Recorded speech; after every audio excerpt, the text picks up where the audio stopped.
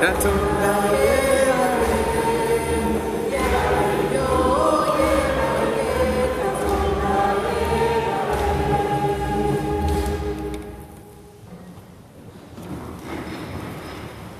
Moyo mutonzi yangu wa ocharira bakwegomba Josabe tunenema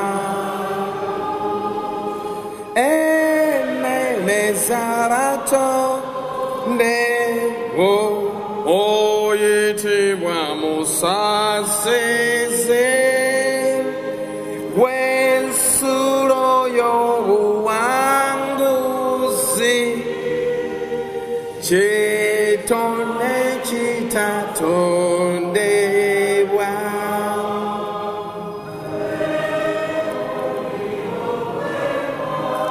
Gala setani moto goele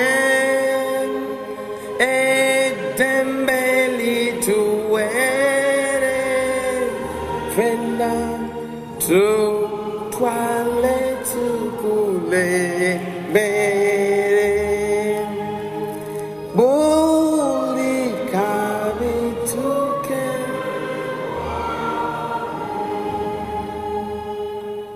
Through Christ our Lord. Sebo Father Michael Senfuma aliwo mulinya ya bwana mukuru Father Michael Nolan basebo bakabona basaseredoti banadeni n'abantu bakatonda mwenna omukama mulungi. The Lord is good and all the time.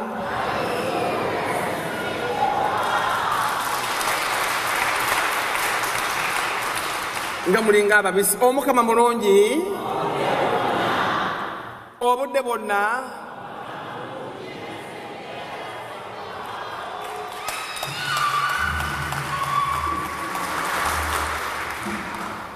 I have 4 points today to talk about. The first point, we must give thanks to God. The second point is about the readings of the day. The third point will be about the Father's Day, which sometimes I call Heroes' Day, because fathers are heroes, those who fulfill their responsibilities, of course. Then lastly will be conclusion. Twagala okwebaza omukama ani yali amanyi nti nijja ku mu America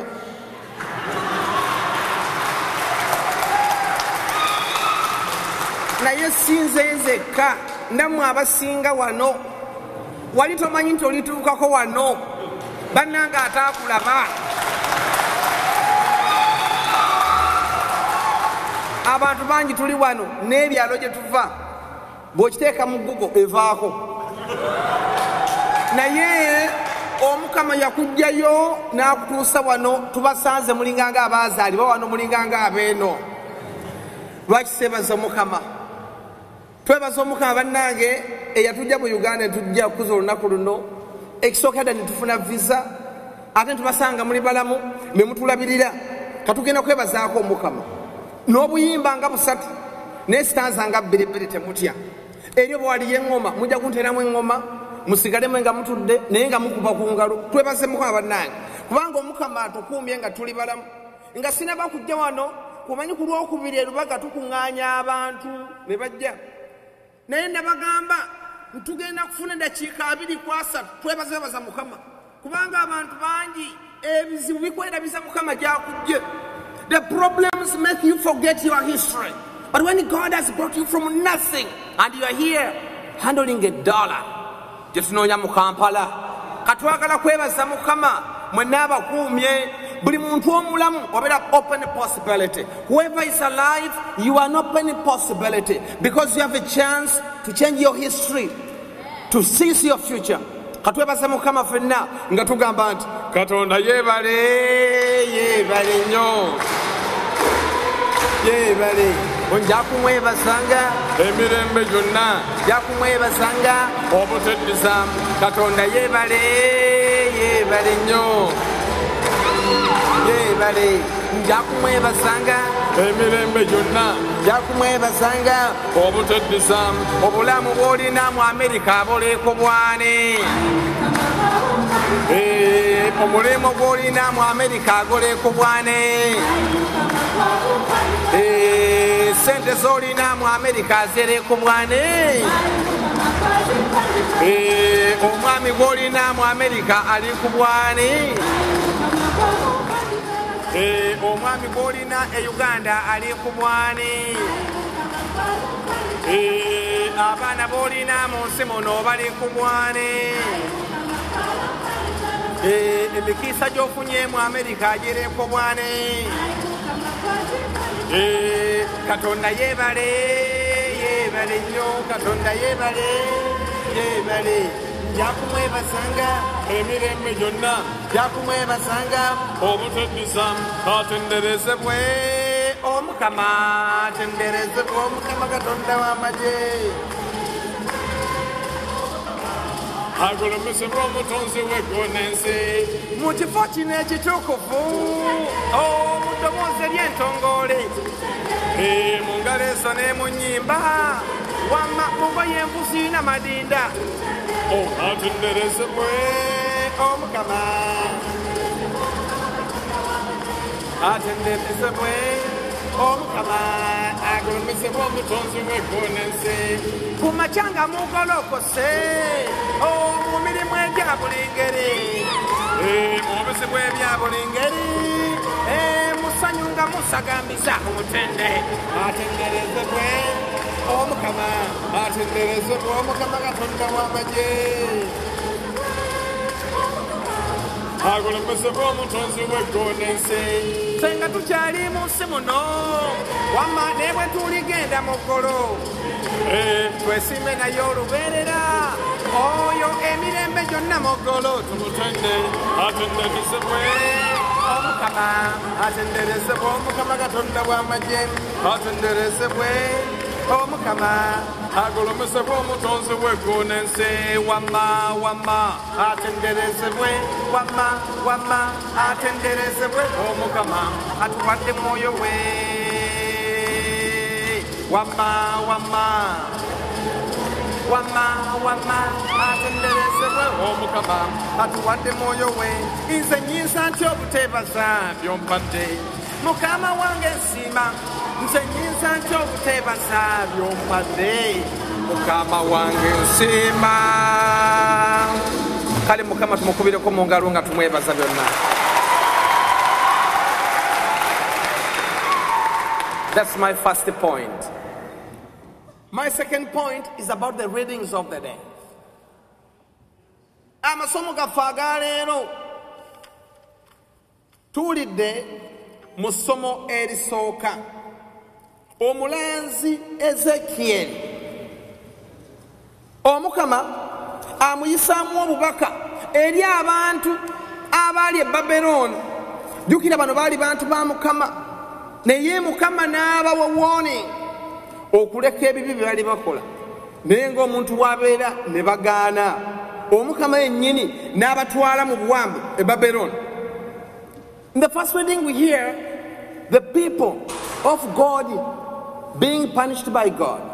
They were sent to exile into Babylon and they are suffering, they are in tears, they are questioning God. Sometimes I ask people, where is God in your suffering? Because I've seen people who have failed to trace God in their suffering. They try to search for God, they can't see where He is, but when He's available. Today He uses Ezekiel to give them a message of hope and restoration. A message of hope and restoration. Mukama yeyambisa omulanzi n'abawa amawulire ag'essuubi, amawulire ag'okwezza obujja. Bannange ebbanga lina tumala mu saseredooti ndabye abantu abalinga abantu bano nga bagwamu essuubi. Waliwo abantu bendabye n'akubudde story nange nenkaaba. There are some people who have too much to bear. When you are in a worse situation, when you are in a bad situation, some other person is in a worse situation than you. But when you have a space to breathe, a space to live, you must stand and give thanks to God. bano omulanzi abawa essuubi mukama yennyini n'abagamba alibakomyawo n'abawa byalina okubawa bibasseemu omukisa sisobola. I can't rule out that even here in the church we could be having people who need hope and restoration, people who need that message that there is hope and restoration, because God wishes to bring hope and restoration to us. Lwina sanga omwana omuwala yajja kulwokubirira ngamba Father mukama yanvamu n'agamba mukama nwanyisa ne mugamba don't dare do that. God cannot fight you. Why can he fight you? God cannot fight you. God loves you. N'agamba Father nkoze application ebwantu wangi nnyo n'akuba omulanga ne mugamba katwogeremu ne mwayo ka message ako kumuzaamu essuubi ne tusabako essaala ne mugamba genda naye yali akirira wali olubaga hospital n'afuna simu nga bamugaye muno you have got a job nenkeera ne bamukubira amasimu yakomawo okumbuuza Father ku mirimu gineena ntwaleko bulibwa ne mugamba that's how God does. Kati waliwo abantu abeera mu mbeera ya crisis ate ffe kitono. Many of us are not trained in crisis management. That's why people commit suicide. Whatever you will be, whatever you are today, whatever you're going through, whatever you're thinking about, you must never give up. You must never give up. You must always expect a message of hope and restoration from God. God's blessings come unexpectedly. Emikisa gya Mukama gijja wotagisuubira.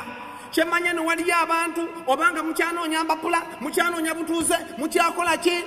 Mweyongere essuubi kubanga Katonda gwe musinza mulamu. Omuntu asinza Katonda omulamu tosobola kweraliikirira.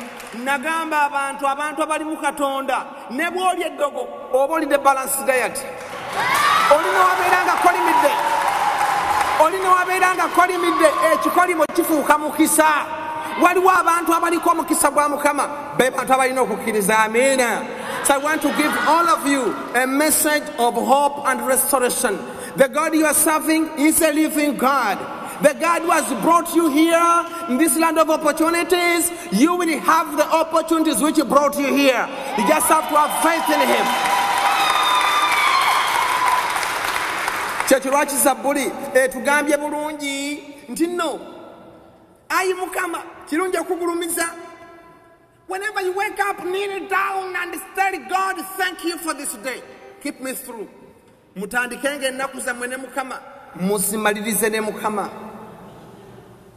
Olumu twebaka leeti naye nakulako kalisajja kutontono nendabanga ennaku ze nakeeranga waliwo obudde bwe natuuka nga Mukama ankana ne mu essaawa 2 nga ndi mu ssaala namukwegayirira ezi 2 naye buli lunaku natandikanga n'essaala ezo nenfunikira n'essaala mu makkati g'ennaku ezo nabeeranga bulungi. Mukama wakwatira mu bintu oba tiweetaaga kujula. Kati kirungi okugulumiza Mukama kubanga bannange buli muntu alina ebibuuzo byalina eri Mukama. Naye kirungi okumwebazangaza buli wetugambye. Ate mu ssomo lino eryokubiri batugambye oba tulina okusigala nga tusanyusa Mukama. Omanyi waliwo abantu abatamanyi Mukama kumusanyusa. Waliwo ebintu bina byentera okwogerako. Njogera ku jealousy, bitterness. Mu Uganda kitutte ekyo naddala mu byalo. Nammwe abali wano osanga eri wali atakwagaliza obeere wano. Waliyo abantu mwalekayo naye nga baagala okomewo e Uganda. Waliwo abantu even nombeera wano mu America abantu baagala kubasinga, abantu balina enkwe, abantu balina obujja. How are you pleasing God like that? There are some people who have bad hearts. Emitima nga mibi. Tewali muntu ayagaliza afuna. Oba onaafuna olina okwagaliza. Oba onaasanyukira mu bulamu olina okusanyusa Mukama. Mukama bw'atandikira mu bulamu bwo tosobola kusemba nakyo. When God is first, you can never be last in everything. So batugambe tulina kusigala nga tusanyusa Mukama mu buli kimu nga tuli ku lugendo luno olw'okutwala mu bwakabaka obw'omu ggulu. Amiina. So njogera ku bitterness, jealousy. Have you seen those people who are jealousy people who are bitter at you, people who are angry at you. There are some people we have annoyed and we don't know how we have annoyed them. They don't just like us. But I want to ask all of you here in this church, when you are here, you must wish others well if you want God to bless you. When you wish them, God will bless you. Naye abantu ennaku zombi omu aba yerowoozaako yekka noonyiiza Mukama okumala emyaka 2 era w'otuukira emyaka gy'obukadde nga ne by'osize tofunye musige ensigo ez'okwagala. You must sow seeds of love. You must sow seeds of companionship. You must sow seeds which won't bear fruits which are bitter. Akokubiri nenjogera kululu omulugube ne shortcut to success. Manyi watujja eno olumu kati wali batusanze emmotoka mulina bulungi, amakosa nga mulina bamwagula, naye buli kintu kirina obudde bwabyo. Every person has a time zone, but whatever time zone you have, you must please God. Abantu benasanga bagenda mu ssabo ne babuuza, why do you go to the shrines? Because they are in crisis and they think that God is not there. Even wali abantu abajja mu America muno ng'amanya ebyamuleeta lubaale, ebyamuleeta ssabo gye yagenda. Tewali muntu yava mu Uganda kujjano nga lubaale yamuleese, Katonda yabaleeta wano. Mulina musoosowaza.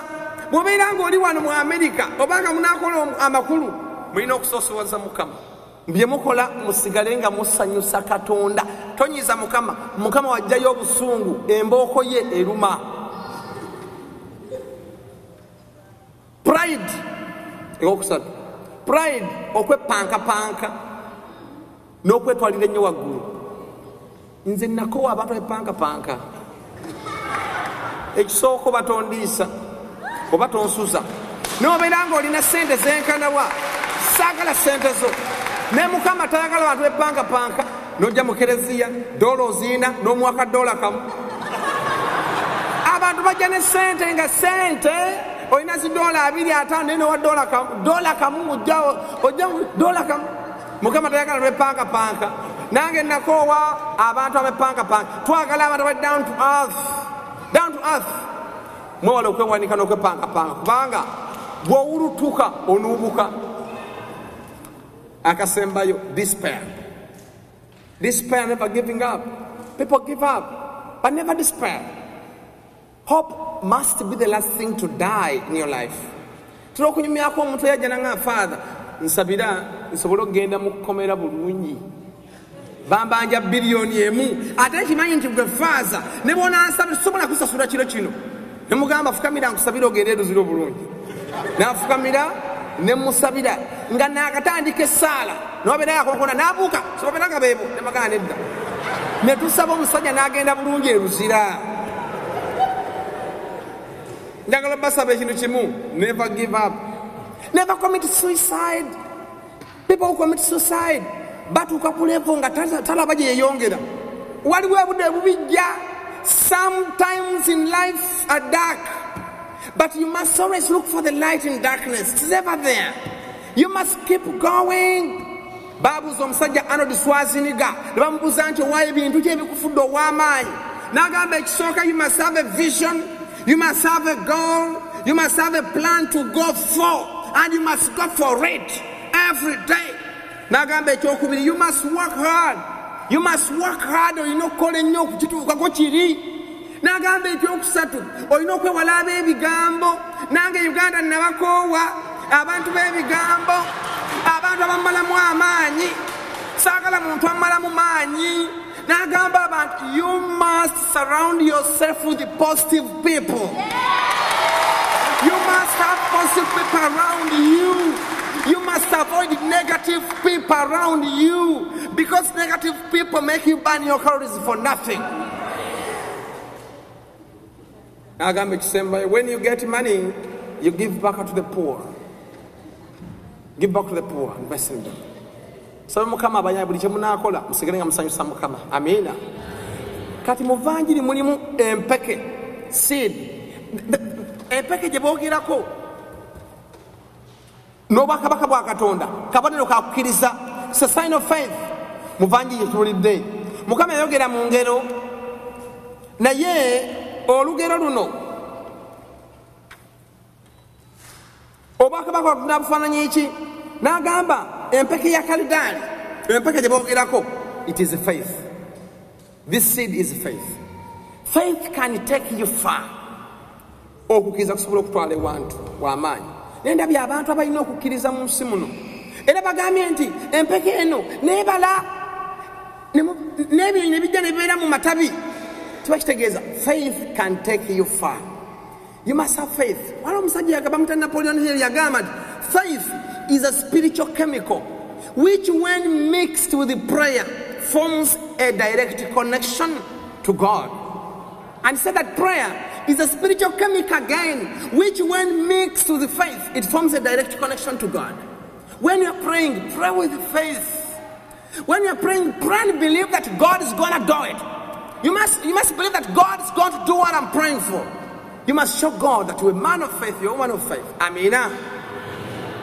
Njakugera ku Father's Day. Buli taata ali wano ng'oli taata mbakubireko mu ngalo.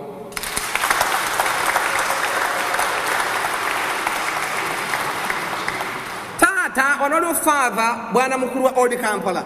Wano lwa bwana mukulu bannange. Era twaze mu Uganda bano basajja bambazimba mutubuuze kuba naye ozimba kitu kuyambe. Kitu kiyinza kibuuze ekyo. Bali wano bwana mukulu bangi. Ne bwana mukulu Father Dennis wa Old Kampala. Numenya bwandika mu program amawulire nayogera ku kigambo taata. Taata kyeki? Taata ye muntu ataata. Olina kubanga otaata, ota sente, ota laavu, ota keya, yoyo taata.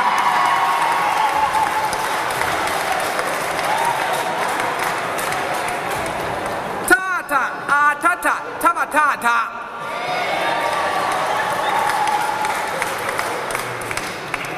Mwenna bataata abali wano nga muta bane mbakubireko mu ngalo.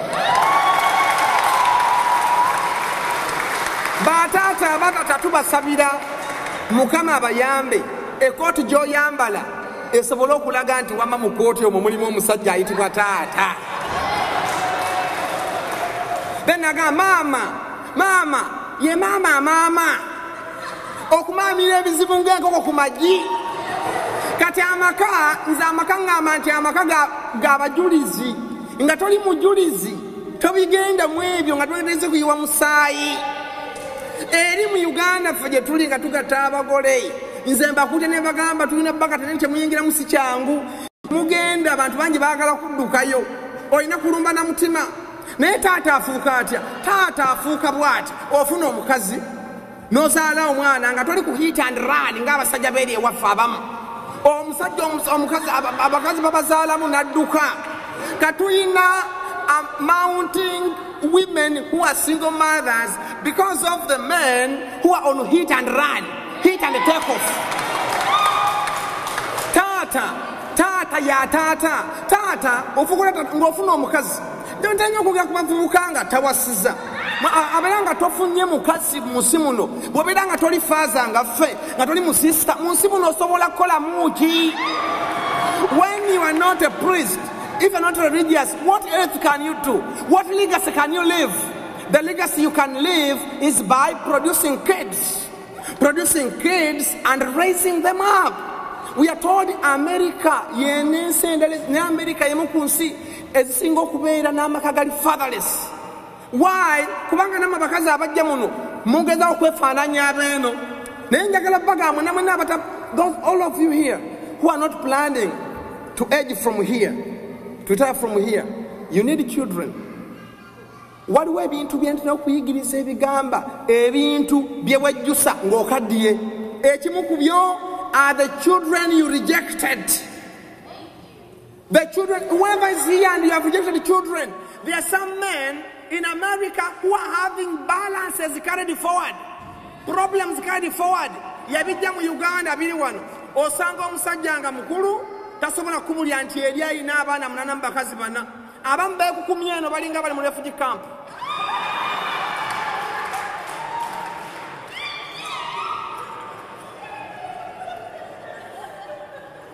Okay, who is the father? I want to conclude with this thing about father. Father's Day must be called Heroes Day. All of you have had fathers. You have seen your father. Those of us who have gone in the village, you have seen our fathers planning on the little they had. They have educated us, taken us to school. They have been there for us. A father must be there for the family. A father must fight for the wife, must fight for the children, must fight for the home. Because when a father fights for the home, God fights for him. We are having fathers who are heroes. You must be fathers who are heroes. A father must set boundaries for the children. Research the other time indicated that mothers who are stricter have better children around the globe. Tata yaberanga okuteekawo empanji abaana mu bandi badde bakulira abasajja bedda bazaalanga abaana bangi lwaki kubanga yali amanyi bw'azaala abaana 12 singa afunamu abaana 4 ne gifuuka emiswaswangule anaasigazawo 8 naye waliwo amaka agamu nga mulimu miswaswangule myereere omwana asooka muswaswangule abaana mubajja newano n'empisa zeeno bazikoppye balinga nga abeeno bambala obugoye bumpimpi n'ebirala byonna byonna. Hey, we pray for ourselves. A father must sacrifice. You must sacrifice by accepting responsibility, by accepting risk taking. And I might tell people, it is risky to take a risk, but it is riskier not to take any risk in life. A father must take risks to bring up the family. Marriage is a daily cross. Guno musalaba gwa buli lunaku mwenaba mwenno kaleko sinasanga basajja bawunyawunya n'abakazi naye eri mu Kampala ewaffe ogenda osanga omuntu siri mukwogera byonna ekusi yange naye omwajja nammwe ne mufunamu ne muvaako enfuufu yeeri naye eri gye mwali osanga mukazi naga father nafumbirwa bomu nti aha nti okutume munno omusajja okuva luli wetwamala embaga takyanaaba ate ensonga ne buli lunaku ogwo musalaba omusajja yakuba abasajja bafaanagana. But we need extraordinary fathers. Who are they? They are people who perform better than ordinary. Those who do a little extra to have an extra better family. Family does the cross, even fatherhood. A good father is a hero. Greater than any politician, than any rich man. Father's Day must be called Heroes Day for the fathers who fulfill their responsibilities. A dad must be a hero. A dad must be a hero when he does his duty. A dad must sacrifice himself to others, to the family, to the home. A father must remain exceptional in performance. A father, the term excellence, must be a habit, not an act. A father, you must really be a father, and your kids must know that you're a father. Even your home, even your wife, people must know that you are a father. You must be a spiritual leader. When you find a father who does not pray, who does not go to church, what kind of home do you have? Where a home which is lacking God is a home destined to failure. A father must be available. Must be available. When bakola ko research eno munaka no Wall Street Journal eyo mu America muno nakola research maga muno batata bafisa obutikitiki musanvu on average eri n'abaana baabwe. You must be there, must be available for your family. You must give your kids good memories. Abaana bena ba good memories. What kind of memories do your kids have about you? And remember that your kids form lasting opinions on love and marriage. How do you handle? Even okusanga omusajja era nagenda nsomera nga muno sebo headmaster buli musajja ali mu ssomero lino myaka 4 myaka 5 inga talina mukazi tembawa bifo bagenda kutawanya abaana baffe tosobola kusanga musajja nga muli mu America muno oba luddawa ng'olina emyaka 4 myaka 5 tolina mukazi n'abaana n'ogamba neno oli bulungi. Abakazi balina system mu bwongo bw'omusajja. So, they help you to become a father. Do you have any influence in your home? Does your presence matter? If your presence cannot matter now, even your absence will never matter.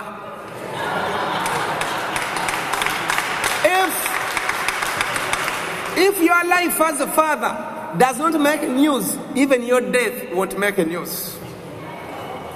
If people are not coming to you, even they won't come to your coffin. Wali abantu abafa emirambo ne gifuuka emirambo. Tewali akaaba, tewali mabugo. Tewali akaaba, tewali mabugo. N'ogamba emyaka gy'omaze ku kyalo obadde okolako obi.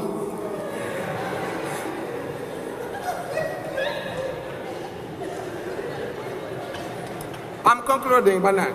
When you die, what will kids remember you for?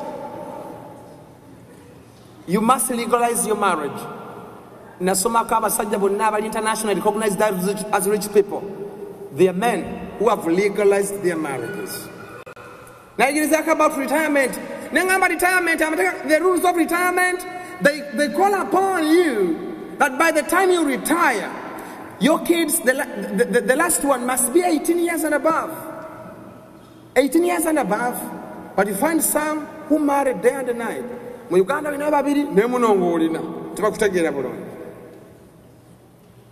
young ladies, girls, you must look for men who have faith, who have courage, who have integrity, who have a sense of responsibility, who are not stuck in permanent adolescence. There are some men who are stuck in permanent adolescence. Men who have a good attitude towards work, never marry. Lazy men.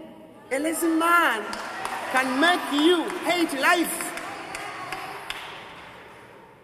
Abasajja abaavu tebafumbirikika.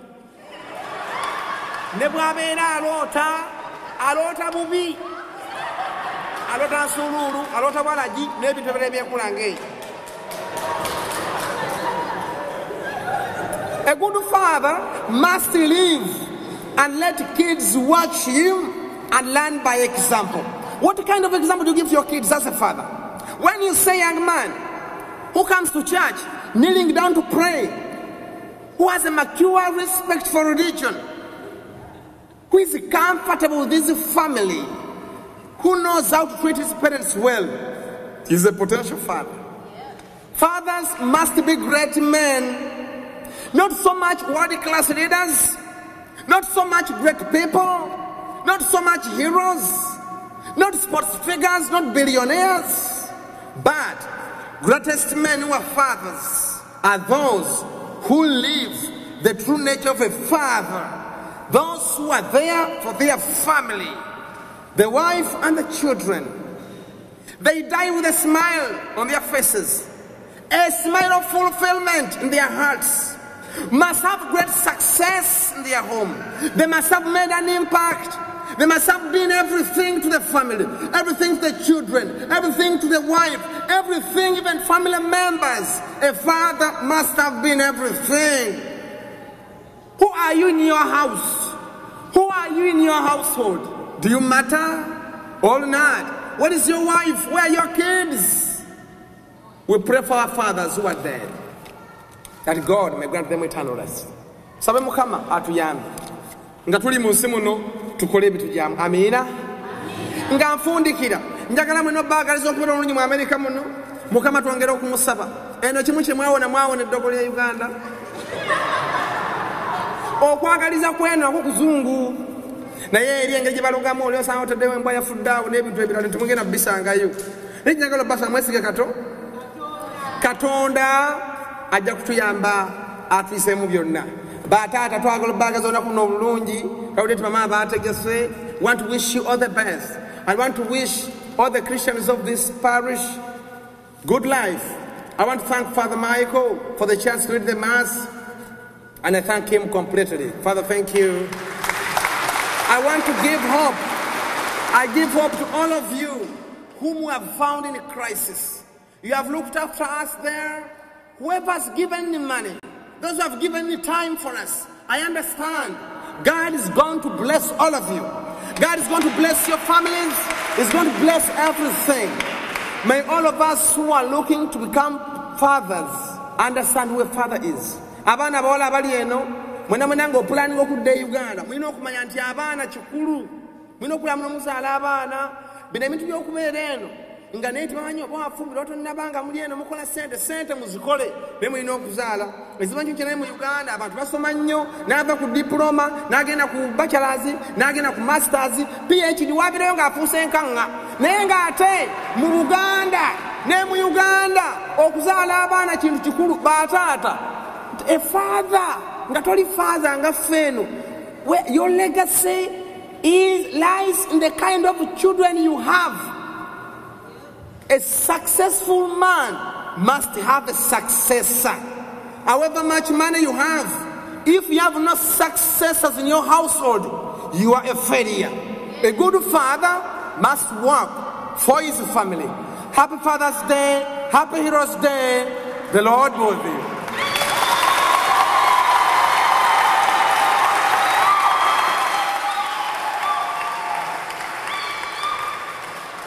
Your TV channels, the home of Uganda's best local content. Access all your favorite channels anytime, anywhere. Looking for something to watch or listen to? We've got you covered. We've got lots of new arrivals for you on yourtvchannels.com. Stay updated with local news and newspapers. Events are now just a click away. The free Your TV app is available on Android and iOS. My phone, my TV. Your phone, your TV. Hello Kampala, ladies and gentlemen, business leaders and students. Uganda Diaspora Network presents the Uganda Canadian Business Expo and Convention at the Sheraton Centre, Toronto Hotel. The two-day event will feature a business breakfast with topics ranging from tourism, diaspora banking, mobile money transfer, affordable college education, dual citizenship, and real estate development. Other highlights will include a sunset cruise on Lake Ontario, a picnic lunch at Center Island, denominational church service, and a grand finale dinner on Sunday, July 1st, Canada Independence Day. Don't miss out on the entertainment that will include comedy, fashion, DJ mixes, a silent disco, DJ D and DJ Benazo, and Uganda's leading entertainers. Save the dates, Saturday, June 30th and Sunday, July 1st. Early bird registration fee of only $200 Canadian. For more information, visit our official website at www.ugandacanadaconvention.com.